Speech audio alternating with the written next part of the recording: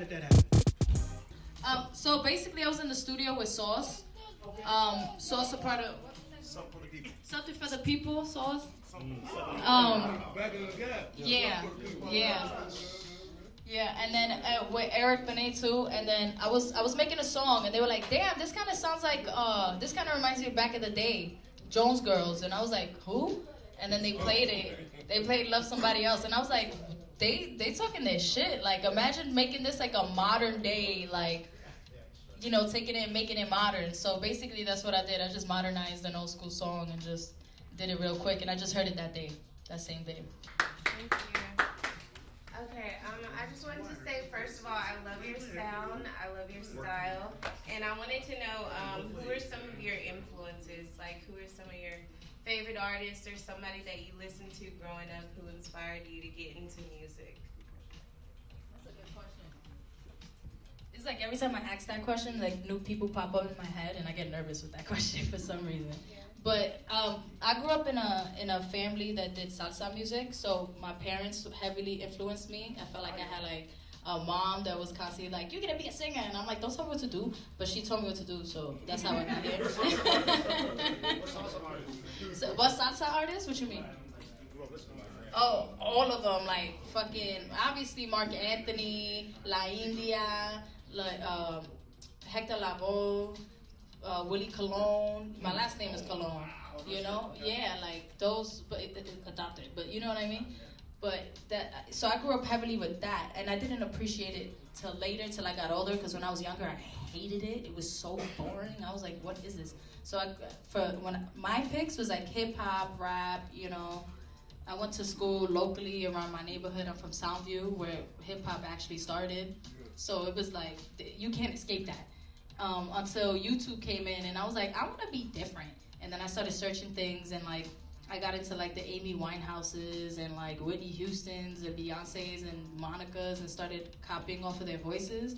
And then I got into like rock music too. So it was just like a whole subgenre of different stuff. Yeah. Very cool. Heavy hitters. I'm on Mixshow here. You're from the Bronx. Huh? Oh, I'm on 12, and now I'm filling in 12 noon. I'm filling in for my brother Don P at 5, so I'm playing a record and stuff like that. He's from the Bronx, so like, what encouraged you to like, you know, switch the format? You know, it's a lot of drill, a lot of like, you know, aggressive music out there, dance hall, all that. So what encouraged you to like switch it up and go like this rhythmic top 40 type feel? I wanted to come out the Bronx being like, not everybody in the Bronx is the same. Like, you have your weirdos, you have even some people that's doing drill, they didn't grow up listening to hip hop. Like, you grew up listening to like pop music too. Stop playing, you liar. Yeah. So a lot of people be faking shit, faking the funk, and I just wanted to like show girls and show other people that you could come out from, you know, any type of place and you could be different, and it's okay. You don't have to sound exactly like everybody or be exactly like your peers or whatever. You could listen to all the same things. We do all the same things. I be outside with them too, you know, but I want to do something different. I want to show that the Bronx also has different sounds coming out of it too, you know what I mean? So, yeah. I'm DJ Jerry and Court DJs. I'm an on-air personality and a mixer here at the Beat. So, finding out a little bit about your background, what has been the most challenging part transitioning from songwriter to actual artist on this journey with releasing the single and eventually an album or whatever you got coming down the pipe? Good question. I was kind of forced into songwriting because I didn't have a big name and I was with really, really big heavy hitters. Like, when I would write a song and somebody bigger than me wanted it, they would give it to them. And I was like, I didn't even say yes, and they would just take it. Like, I didn't have any control of my artistry at all. They would just, but honestly, I'm blessed for it because I didn't want those songs anyway. And it is a blessing for me to have people like that even listening to myself and using it. And at first, it was like I let my ego take over, and I was like, fuck out of here, da, da, da. And now I'm just like, what, like, people dream to have that, and I'm here complaining and letting my ego get in the way of that. That is so ridiculous, and I need to change my mindset and be happy that I'm able to create art and just like have it even heard by anybody. You know what I mean? So changing my mindset and not letting my ego steer actually allowed me to be able to put out my first single myself. Just being patient, you know? It's hard. I believe it. It's dope, though. Peace Kids. I'm here every day, 3 to 7. All right, the afternoon guy.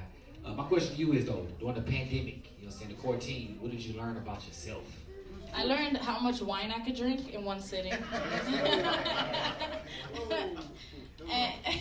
and I learned how I needed to change my environment. I was stuck in the Bronx for a very long time, and I was so in my comfort zone there because no matter what I did, I had all my people always come out all the time. Like, we would have fun. We were always, you know what I mean? And it was very, like, I was good in my neighborhood, you know what I mean? But then I realized, like, damn, I need to get out of here. Like, I need to start traveling more and, like, take where I'm from and put it somewhere else and also leave a lot of people behind. So I learned that I needed to grow up.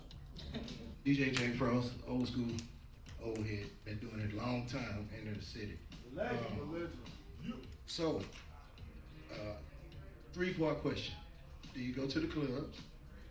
I heard you say you get out. Do you go to the strip club? Do you get out and party? And when you do, so all the DJs here in this room are the hottest spots. So if you're here in Dallas, even after you blow up and you come out and you kick it, can you pull up on one or a few of us? We got you. We're gonna turn you up.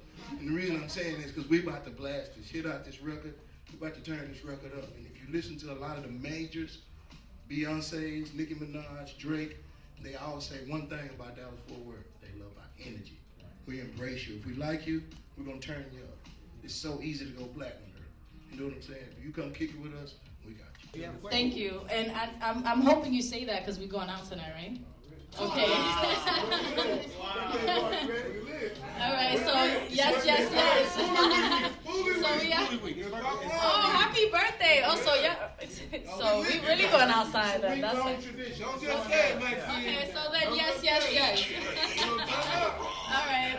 I'm trying to ask you cues. Come on. No, right now I am.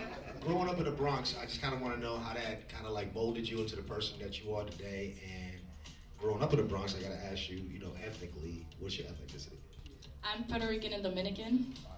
I'm a stereotypical Bronx. Like that. We all Puerto Rican, Dominican, and all that. It's the Bronx is the Caribbean of New York. So growing up in the Bronx actually did 2 things for me. It protected me against weirdos in the industry because I didn't take anything from no one. Like, I was just like, if they were weird, I was like, ew, why you being weird? I couldn't hold my tongue. But it also hindered me because it was just like, I couldn't be fake around certain people that I should have been fake to, but I was too young at the time to realize. I didn't know how to balance it at all.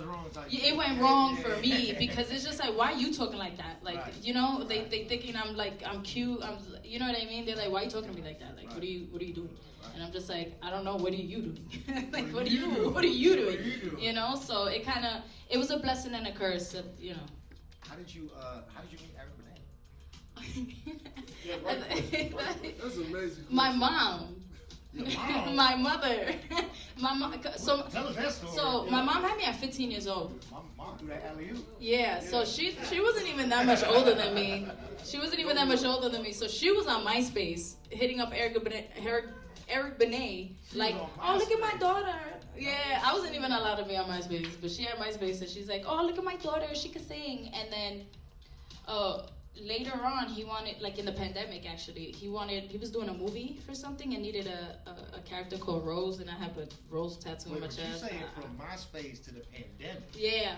It sounds like your mama and Eric is pretty cool. Nah, I mean, listen, I don't know. No. They never met though. For real? Never. That's lit. Yeah. So what happened?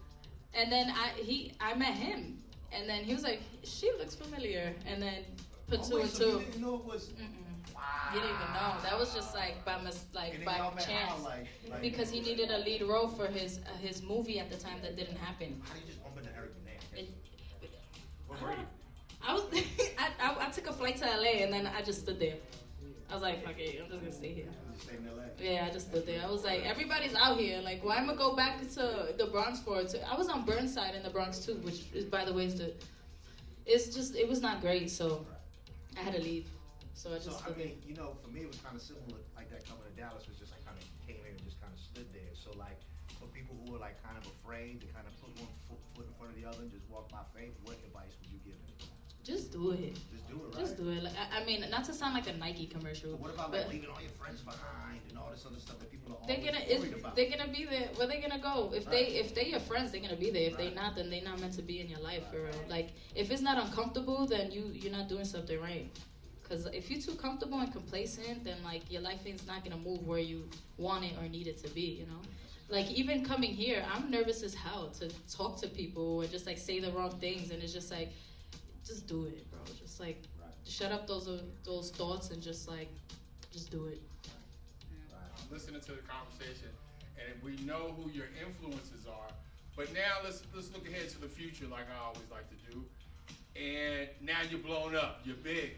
Give me your top 3 artists who you would want to collaborate with now if you could pick. First of all, I will finish Rihanna's album. Oh, like, where you at? There you go. But then, honestly, there's some like I really would want to help independent artists at that point. Like at that point, I would want to find artists that want to come up and just like create my own label and just like start putting people on and pass the torch. Oh, that's dope. Cause you instead of just working with people that they're already there. Yeah, what do you know? I'd rather just start picking people up. Like, let's go, because I know how hard this is, and I just want to try to at least create a safe space. Like, just make it better as you go up. Just like make that space a little better.